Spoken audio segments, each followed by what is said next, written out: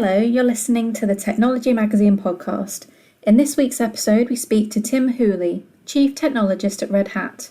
We cover topics such as leadership in financial services, the company's approach to open source software, and the involvement of this with community innovation. If we could just start the ball rolling, if you could just introduce yourself, obviously your job title with Red Hat, and anything else really that's with your background with leadership. Sure. So I'm Tim Hooley. I'm the Chief Technologist for financial services in Europe at Red Hat. And I've been at Red Hat for about a year and a half. I've actually spent most of my career in investment banking as a CTO, CIO type person. But I was fortunate enough to start my career in engineering, actually, just as UK firms were starting to embrace modern manufacturing processes like just-in-time and Kanban. And actually, that grounding has really, served me well. And I've used a lot of the principles that I learned, I guess, early on in my career, as financial services has adopted really similar principles in Agile and stuff like that. So most of my career, I guess, has been spent in the client-server era of financial services technology, but now I'm pleased to be at Red Hat, really helping to push forward the cloud computing era. So that's me. Could I? Tim, I often I find it interesting with how backgrounds kind of translate into current experience. I mean, you mentioned a little bit about the sort of engineering experience there, and I guess it kind of folds into a couple of the questions. Perhaps we can cover those all off in one, really. Particularly, your time in investment banking. I mean, I guess I'm interested to see how that experience translates to your work, currently in the FS. I mean, particularly with regards to working at, like you say, sort of investment banks, larger incumbents. What's the difference there in terms of the speed and scale of technology compared to a Red Hat, for example? Yeah, so I think what's interesting about Red Hat is that they've been working in an open source, pretty agile way for almost their entire existence. It's just how they work. Whereas I guess for most of the time, in my career in investment banking, we've been working in a fairly waterfall, traditional big project kind of way. And I guess one of the last things I did at my previous employer was to do a bit of an agile digital transformation. And that really opened my eyes to what was possible. But the reality is that the big investment banks have got a huge amount of technology that they've been building up over the past 20, 30 years, and moving to cloud is a significant organizational and cultural challenge as well as a technology challenge. And so my reason for joining Red Hat really was to get a broader perspective, go bigger than just one investment bank, one company's sort of view on that, and see across the industry what was happening. And actually I've spent most of the past 15 months focusing on our retail bank customers who are, perhaps a little bit further ahead with some of their cloud adoption and digital transformation than their investment banking cousins are, because frankly they've been forced to move because of regulation like PSD2 and open banking. I mean, it may not be an area that you can touch on. I appreciate it, maybe gone off on a tangent slightly, but something that's obviously always interesting and a topic is that sort of that race for the cloud and digitization between incumbents or legacy banks and institutions compared to fintechs and smaller kind of challenger banks. I mean, what's your take on that, having, I guess, been involved with technology at a more traditional institution, as it were? Yeah, so I think, look, both of those parties, the fintechs and the traditional incumbents, are approaching the same point from a different angle, right? So the incumbents have got their cultural heritage to deal with, and their regulatory commitments to deal with. And those two things are really big challenges. And so each one of them is approaching the technology in a different way. Some are building things off to the side. Some have set up, digital garage type operations to try and have sort of crack teams doing things. Some are trying to, wholesale transform their old estate into modern platforms. They're all doing it differently. I think they're all going fairly slowly, which you'd expect because they've got such big organizations. And in many cases, they're having to retrain their employees in, different coding languages, different ways of working, having to change their organizational structures. Whereas the fintechs, they can be really quick. They can just spin something up on the public cloud very quickly, but then they quite quickly run into regulatory challenges and challenges of how to grow. And so I think that, it's almost like they're meeting in the middle, isn't it, in some cases? And I know some of the fintechs have been bought by some of the incumbents, and some of them are partnering to a greater extent. So, I think we're going to see more partnering, and we'll see how COVID sort of impacts that, right? I think people working from home will have an impact on the speed of innovation. It might go down actually as people spend less time together. Absolutely. I mean, I was just about to say with what you just touched on there, Tim, regarding partnership. Is there anything which you'd say, which I suppose is most important or most significant, as a shift when it comes with the sort of driven change of technology?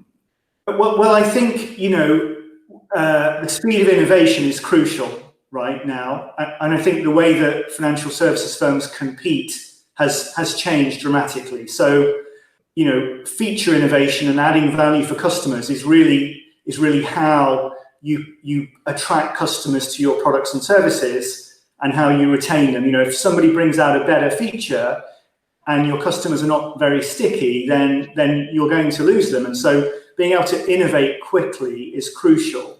So I think the biggest change for me is the infrastructure has evolved to allow fast innovation. If I think back to my days in investment banking, the infrastructure platforms that we had, were frankly very slow to deploy and scale and change. And that really dictated how fast we could release new things to customers. The infrastructure today with microservices and containers in the public cloud, you can do things very, very quickly. And I think that's what customers demand as we've seen more consumerization in financial services. Sure. I was actually going to ask as a point later, I guess, when we're talking about technology adoption and change, but it's a good point to bring it in now. I mean, consumerization and personalization of banking and financial services. I mean, how much for you has that sort of been a core driver of change? And do you think that sort of underlying thread will continue to drive evolution of financial services sector? Yeah, I think, for me, consumerization is a bigger thing right now than personalization. I realize that personalization is often discussed, and I think it's a really nice to have thing. But I think we've got a long way yet to go in terms of consumerization, just making things more usable, more accessible, because frankly, today, some things are not easy to use. And I think just sort of making things more seamless, there's lots and lots of room to improve there. And actually, one of the things that I'm really excited about that I think might actually trump personalization is AI, artificial intelligence enabled services. So firms using their data to present things to customers. You bought this, you might like this type stuff that we see on platforms like Amazon, for example. I think that's going to translate into financial services pretty quickly. That's how we arrive at personalization. I think it's through AI-enabled services. Okay, and so AI, I guess we've touched on, and perhaps we can go into more detail on that later, and cloud as well.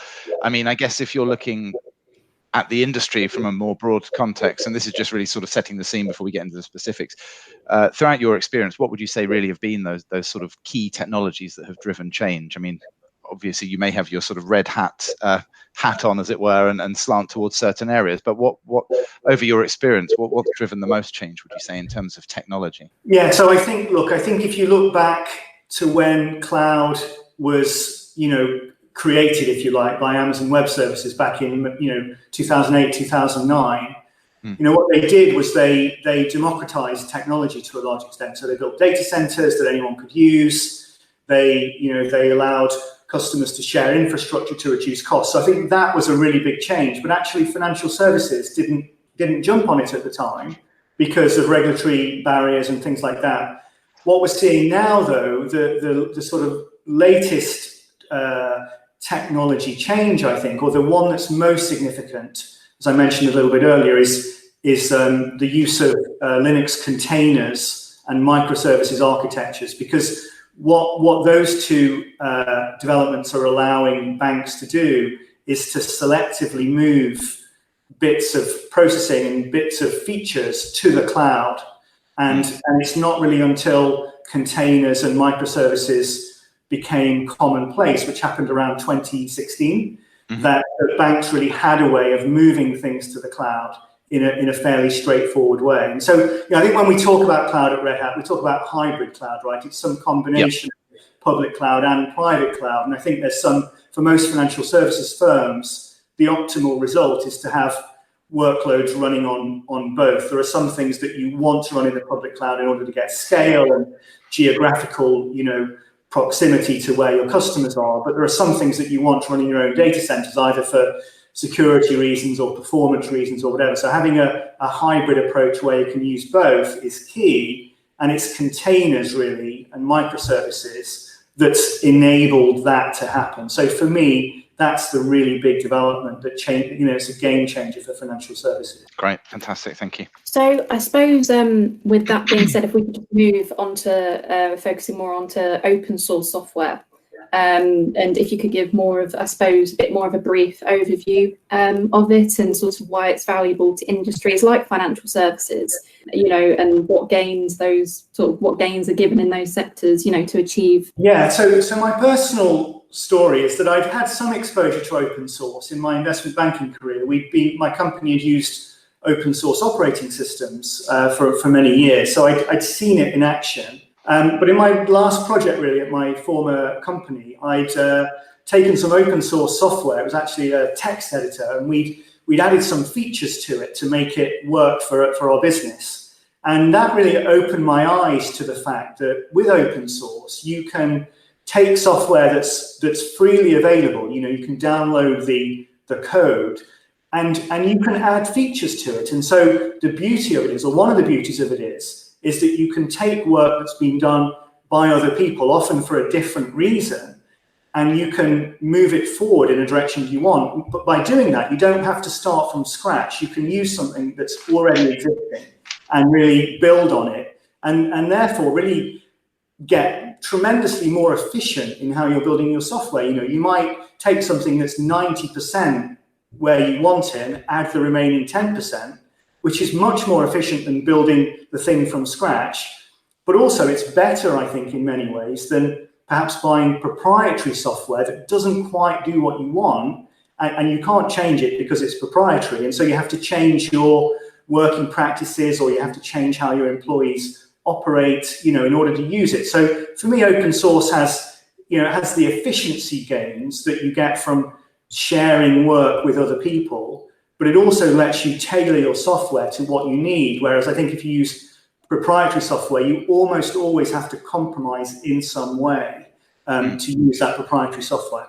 It might just be for my benefit, Tim, and apologies for asking for a bit of a layman's sort of description, but I was wondering if you could very briefly kind of explain how it works. I have to confess, reading, so we ran your article on FinTech website at the weekend. It was really interesting, but it was actually a sort of concept that I wasn't that aware of, I have to confess. And so I found it very interesting, this idea of dipping into an open community to use things that are readily available. So could you kind of perhaps very briefly outline how that works in terms of if I were a financial institution, for example? Sure. So I guess with traditional software, traditional proprietary software, a company develops the software, they package it up into something that customers want, and they sell a license for that, right? And you can use it as long as you pay the license fees. I guess open source software is very different.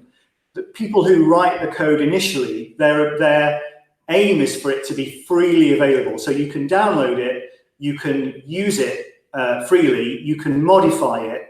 And really, there are various open source sort of licenses out there, but they all say that you can use and change the software as you see fit, as long as you don't sort of trample over what the people before you have done. You have to be sort of courteous, I guess, and have some respect for the community that's built it. And so you can either be a user of open source software, which almost every financial services firm is in some way. I mean, the internet largely is built on a lot of open source software. So all of us use open source software in our daily lives. And then there are two other ways you can use it. You can either, as I said, download it and make changes, which is what I did at my former employer. Or even better, you can download it, change it, add features, and then put those features back into the community so that other people can use them. And that's really where the massive value magnification effect occurs. So, for example, Finos, which is the open source community that sort of spans investment banking and other financial services, they have a product called Symphony, which is a communication platform for financial services firms. Mm-hmm. That's entirely open source. And so what some of the members of Finos have done is that they've added features that they wanted. So they've added telephone integration, they've added video capability, and they've put those changes back into the community so that other people can benefit them. And it's sort of this altruistic approach to developing software. And the idea is that you do that on the bits of functionality that you're not going to compete with. So to let having your software communicate with your telephone system is not going to be it's not a competitive advantage for anybody. It's just something that everybody needs, right? Mm-hmm. If you share that software with other people, have it sort of as an industry standard through an open source community, you can then focus your developers on the real value added stuff that your customers want from you, right? So it's sort of part altruistic, part efficient, but I think by using open source cleverly and in the right places at the right time, most firms can massively magnify their productivity, the productivity of their developers, because as I said, they're not starting from scratch every time. They're reusing something that somebody's already done. Yeah, I see. I understand that. That's great. I mean, it's a really interesting concept.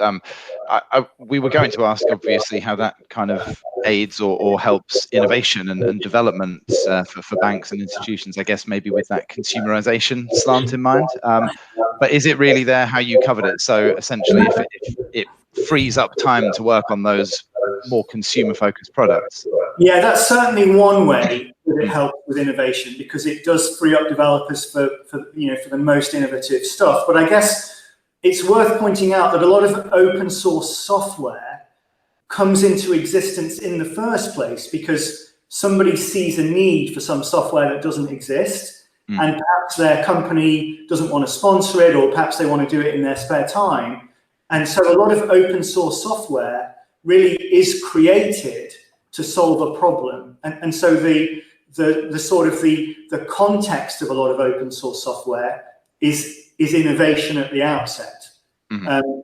And so the people who are involved in open source tend to be the more innovative developers, the ones who are really focused on problem solving, the ones who go the extra mile to solve a problem. And I think the nature of open source is as a source of innovation. So lots of innovative ideas come from open source communities because people can express their ideas in the form of open source software very, very easily. They can literally just write something and make it open source, and then other people can add to it. So currently, for example, in Red Hat world, we've just released recently a new version of Java called Quarkus, and Quarkus is a version of Java that's optimized for running on the cloud or in containers. And Quarkus it started out as and is an open source project.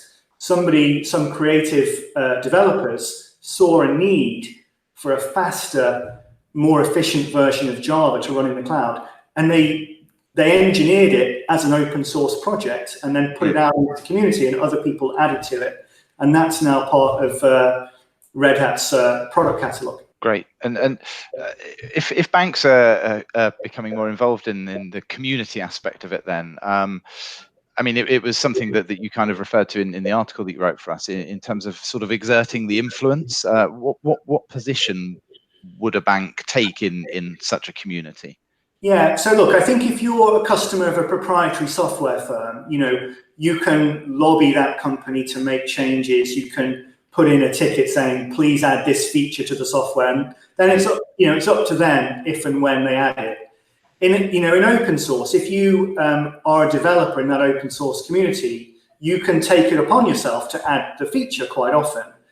But I think the way that these communities work, I mean, they're called communities for a reason. They actually behave like communities. They usually have, a community leader and then people who contribute. And so what we see is that banks who contribute with a sort of a positive attitude. They're not just sort of taking from the community, but they're giving back as well. So an example would be a bank might want a feature added to a bit of open source software, but as well as adding that feature, they might also fix some bugs in some of the core processing that someone else built, previously, right? So they're being sort of public-spirited community members, and that makes them, more amenable to the rest of the community, and the community is more positive and healthy as a result of that. So the banks who really embrace the spirit of open source, which, as I said, is somewhat altruistic perhaps and sort of open, banks who embrace that tend to get the best results. I think if you go into open source with a view of, well, I'm just going to take what I need and leave the rest to other people to fix, that's not going to be successful over time. The product isn't going to evolve in a way that you want it to if you sort of treat the open source community with without the respect it needs, if you like. Yeah, I understand. Do you think that we've talked about partnerships a little, and I know you were talking about it with Charlotte as well earlier. I mean, does it kind of, I guess, banks participating in this community, does that mirror a broader change, do you think, for the industry as a whole in terms of how it views partnerships and working with external sources and, I guess, non-traditional banks and institutions? Yeah, I think so. I mean, look, for me as somebody that was a CIO for many years, one of the things that is apparent to me now is that for innovation, I depended on the people around me in my team, the people that I'd hired. And whilst I'd hired some excellent engineers who had brilliant ideas, the fact is that there was a limiting factor on how much innovation I could do based on who I had around me in my team. The great thing about ecosystems, either proprietary ecosystems or even better open source ecosystems, is that you can just get more people contributing ideas and more people with more perspectives, contributing ideas. And so I think by definition, that leads to a greater amount perhaps and better innovation, because you're not limited to your immediate employees. You can pull in ideas from everywhere and from anywhere, from students or employees of other companies or even people in other industries who might have similar needs. So it just broadens the sort of source of innovative ideas, which I think has to be good for every firm. And I guess they'll have a different view perhaps, or a different approach to a solution than someone from a bank. Is that fair? That's absolutely fair. So I think, if a bank, like most banks, are focused on perhaps regulatory compliance or things like that, whereas other industries are less focused on that and just come across it, come at it from a different angle, right? So I think that just increasing the amount of innovative ideas is really the desired outcome. I mean, I was just thinking, you touched on before a couple of examples, I think when we were talking about open source, with the open source approach to the community, do you have any other examples of sort of where that diversity has led to great results? Yeah, there's a couple of examples. There's a customer that we have in Spain, a Spanish bank, and they wanted to do some process automation. They had some processes, they wanted to automate them to just add some efficiency. And they realized that there was an open source bit of software that was a process automation software product, but it didn't quite do what they needed. And so they basically gave a number of developers to that open source product. But as well as adding the features that they needed for their own bank, they also took it upon themselves to improve the core product and really drive it. And they've done lots of talks on this in public, and they basically ended up with a process automation manager that would have taken tens and tens of people to build. They managed to get the product they wanted with just a handful of developers, and so they really embraced the spirit of open source. They contributed in a fairly altruistic way. But the end result was they got the product that they needed to make the bank more efficient. So that's like perhaps the best example. There are other examples actually where firms haven't had perhaps the developers to contribute because they've been too small, but instead they've contributed perhaps funding to the group. So often open source groups need to meet up to exchange ideas. They need somewhere to meet sometimes. They need to cover their expenses. And it's possible, for example, to contribute to open source by providing funding or somewhere for the group to meet. So you don't have to contribute developers, although that is the most common way of contributing. I mean, it obviously with banks, as a lot of industries anyway, Tim, security is paramount. But is there a risk factor involved in opening yourself up to a broader community from a bank's or financial perspective? So actually, I think there used to be a concern that using open source software and relying on open source software opened you up to security risks. I think that's been disproved, actually. I think because open source software tends to be built and contributed to by remote distributed teams, there's a requirement for it to be well documented. So if you work on something if you're in the UK working on something and one of your open source collaborators is in the US with a time difference, the only way that you can work effectively really is by well documenting what you're doing. So open source software tends to be very well documented. Also, I would say a lot of open source projects have many, many engineers on them. So for example, Kubernetes, which is the open source container management platform that Red Hat uses, has 400 or so developers working on it. And because it has so many people looking at it, problems in the code tend to be spotted very quickly, right? So if there's a security flaw or if there's an upgrade needed or a patch needs to be applied, because there are so many people looking at the software, it tends to get done very quickly. So in our experience at Red Hat, we actually find that open source software is usually and most often more secure than proprietary software. It gets fixed faster, it's better documented, and that usually leads to actually better security than proprietary software has. And so, and I think there's general acceptance now in banks that that's the case, and that's why we're seeing more use of open source and more contribution to open source.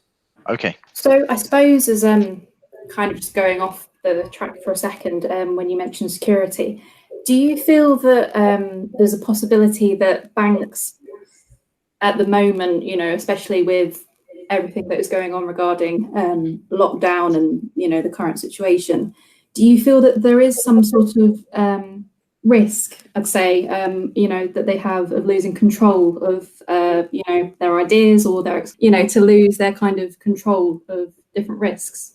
It's a good point, right? Because I think if you look at how open source software has been developed since its inception, it's always been developed by people working in different parts of the world, using different technology in different time zones. And as I mentioned a second ago, it's well documented and it's written well in order that people can collaborate on it. So I think, if anything, the current crisis is going to lead to even more adoption of either open source software itself or at least open source inspired ways of working, which includes, for example, documenting code very well, as I've said, and making sure that it's high quality. So I think that open source it's an idea and a concept and a way of working that's really coming into its own in the modern world, in the current crisis. It really is the great way of working. I think a lot of firms have been and are struggling to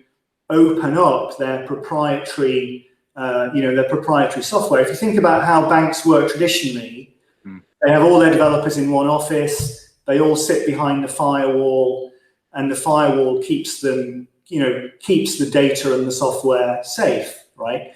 And in an open source world, the software doesn't usually sit behind a firewall, it sits outside. And so you have to really work out how to make the software secure itself without relying on a firewall.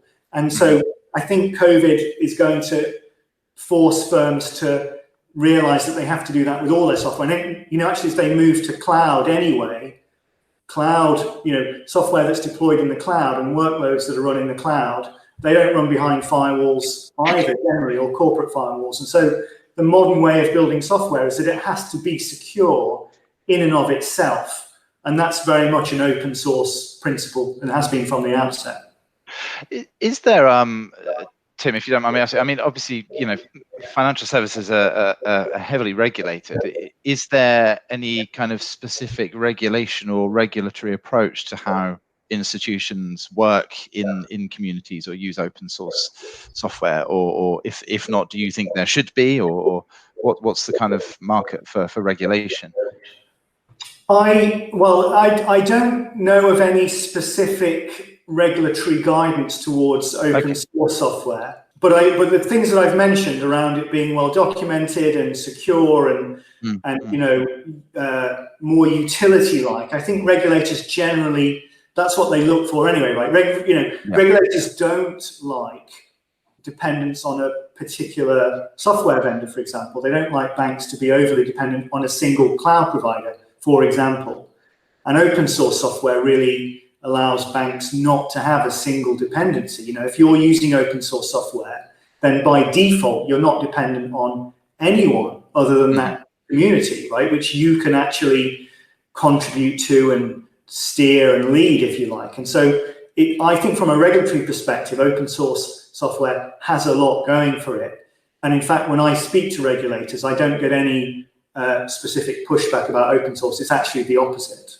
Fantastic. I mean, maybe just sort of moving slightly away from open source, we've mentioned COVID obviously a couple of times. I don't want to dwell on it too much, but I mean, you talked about how it may well open up new opportunities for open source, but more broadly, do you think that, I guess from your perspective and Red Hat's perspective, do you think it will change how organizations, enterprises approach their use of technology in a broader sense? Yeah, so one thing that's interesting, I think, hopefully, is that when I was at my previous employer, the investment bank, I went to my office pretty much every day, sat with the same group of people every day in the same sort of team space, if you like. And one of the things that Red Hat does, the way that we work at Red Hat, is that most of us work remotely, actually, always.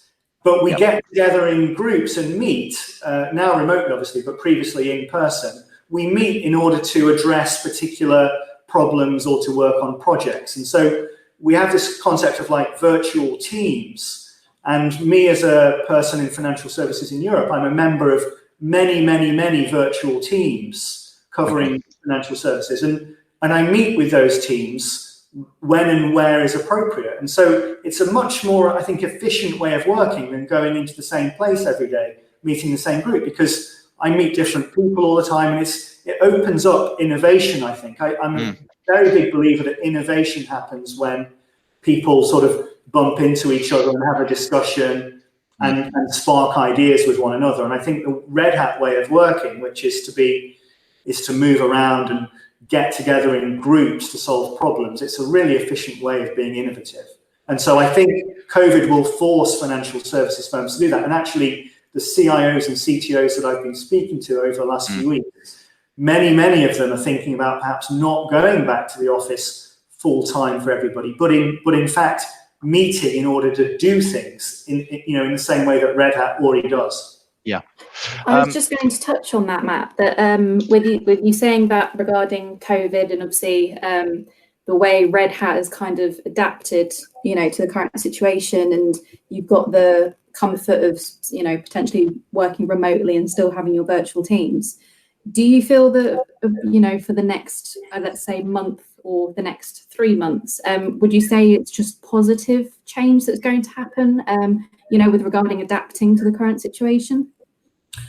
Yeah, look, I do think it's positive. I think we're all working more efficiently, right? We're spending less time commuting, less time traveling.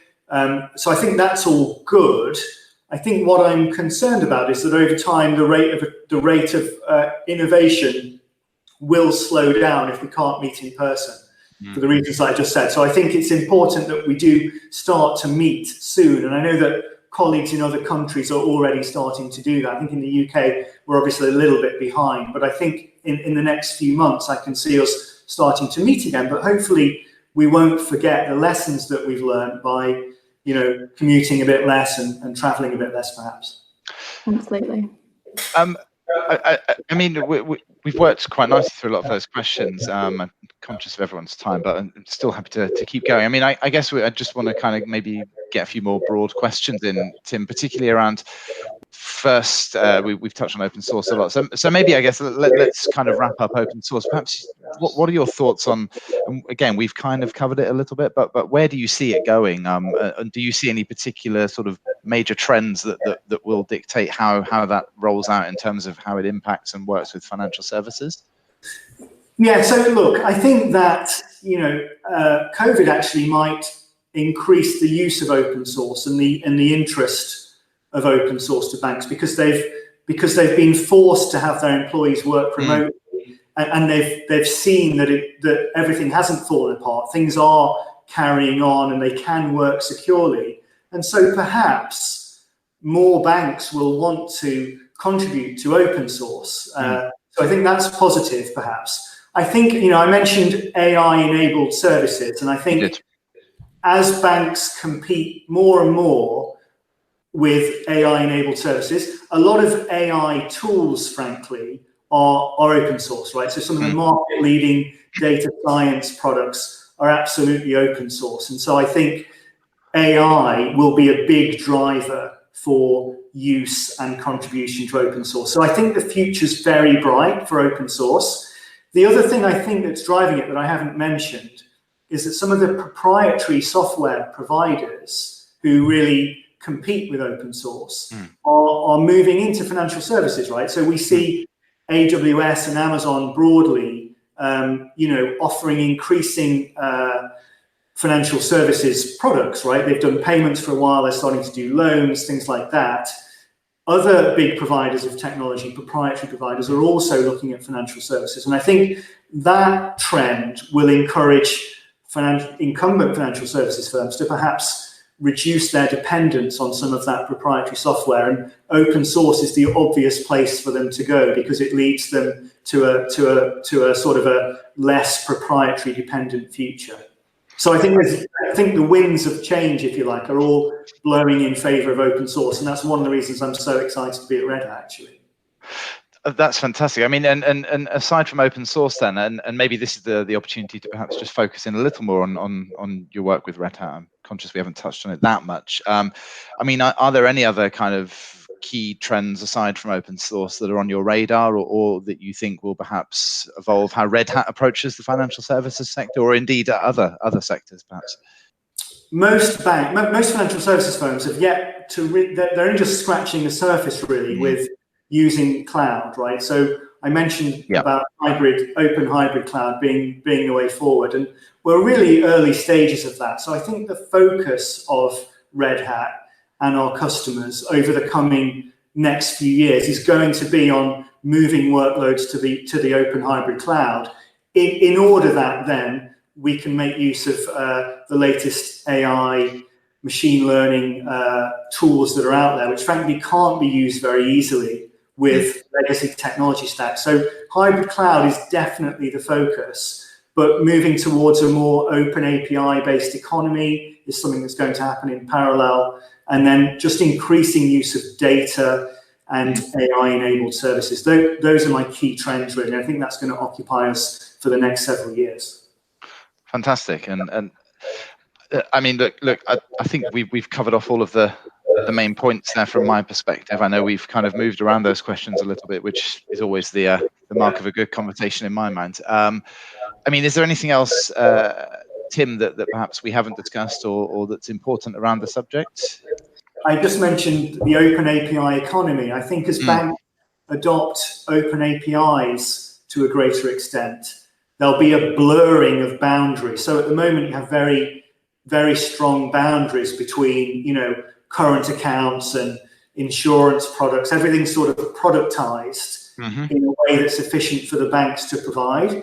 And actually, the consumerization trend that I mentioned will, I think, force banks to blur the lines between their products. And it's really open API technology that's going to enable them to do that. And I think that's going to also be a big focus going forward. Just out of interest, I mean, we've talked about consumerization a lot. I mean, what for you marks is the mark of a good consumerized product, and what's really your sort of definition of consumerization when it comes to interacting with financial services?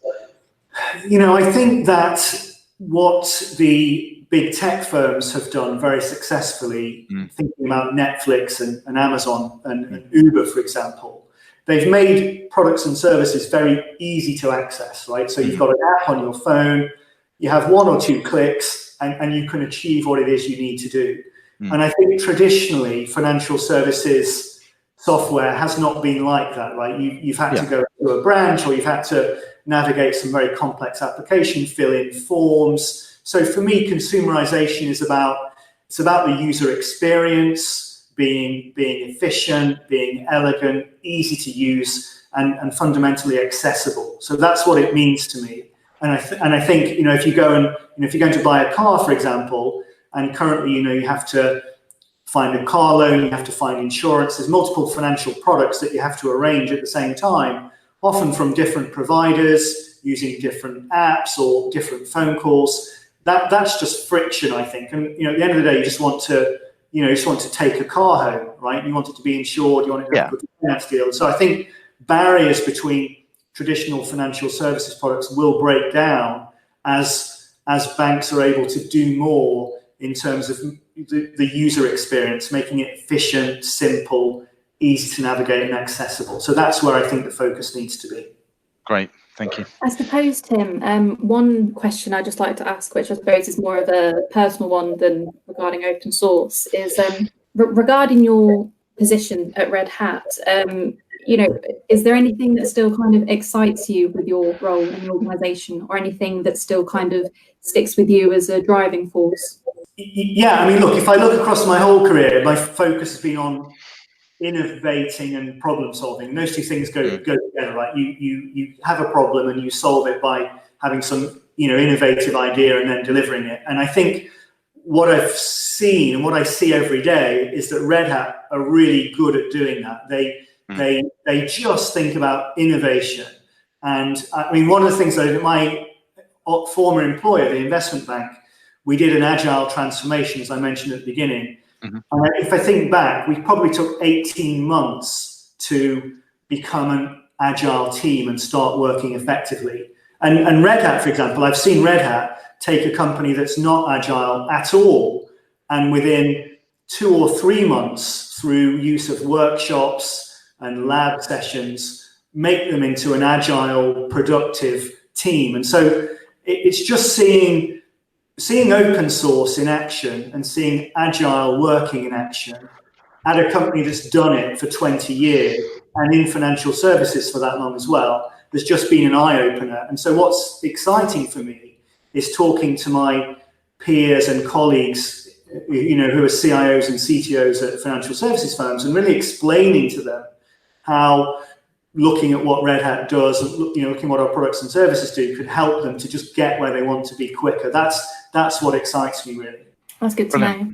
Tim, that's fantastic. It's been really good talking to you. I mean, look, I speak for myself. Charlotte may want to dip in or not. I'm happy we've covered off a lot of the sort of core areas there. Also, having the hindsight of reading your article and working through that as well. I mean, I think we've had a really good deep dive into the subject. I mean, if you're happy, we've covered off those key points. So yeah, Charlotte, I guess we work on it now, right? That's the plan for the podcast. Yeah, absolutely. I think from what Matt's touched on, we've got a significant amount of content, which I think a lot of listeners will be fascinated to hear about. Going more into depth of open source. And yeah, I think that this is just an exciting one to have, and you have covered a lot of ground. So it's greatly appreciated for me that you've covered a lot to do with Red Hat. And I think, that it's a good time to wrap it up, I'd say. I think that's great, and it's been really good talking to you both. It's been great. Take care of yourselves, stay safe, and hope to speak to you soon. Bye-bye. Bye. Bye.